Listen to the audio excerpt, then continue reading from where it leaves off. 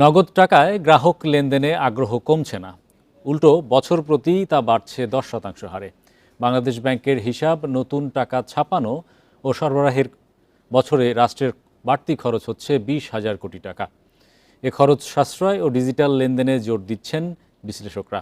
বলছেন, লেনদেনের নিরাপত্তা নিশ্চিত হলে রাষ্ট্রের বাড়তি খরচ সাশ্রয় হবে। একই সাথে টাকায় হাত বদলে স্বচ্ছতা আসবে, বাড়বে সরকারের রাজস্ব আয়ও।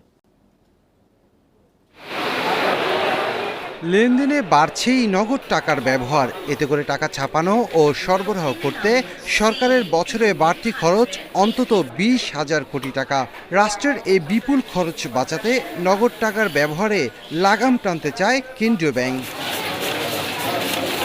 বাংলাদেশ ব্যাংকের সর্বশেষ তথ্য, দেশে মোট লেনদেনের 71.72% হচ্ছে নগদ টাকায়। বছর প্রতি তা বাড়ছে গড়ে। অর্থ সম্পদ যা আছে এগুলোকে কাগজের টাকায় রেখে দিবেন না। আমার নসিহত, টাকা পয়সা যা আছে এগুলোকে ব্যাংকে কাগজের টাকার মধ্যে রেখে দিবেন না, কারণ কাগজের টাকা সামনে আর থাকবে না।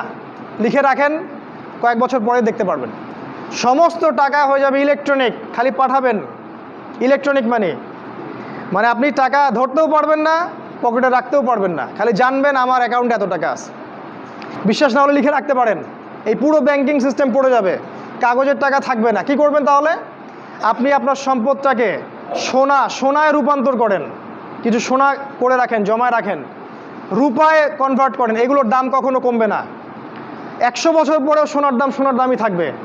আর কি করতে পারেন? গবাদি পশু ব্যবসায় ইনভেস্ট করেন। আরেকটা কাজ করতে পারেন, জমি কিনে রাখতে পারেন, এটা ভালো জিনিস। এই জিনিসগুলোতে টাকা কনভার্ট করেন। শেষ জামানায় আপনার কাগজের টাকা থাকবে না, আপনি ক্ষতিগ্রস্ত হবেন।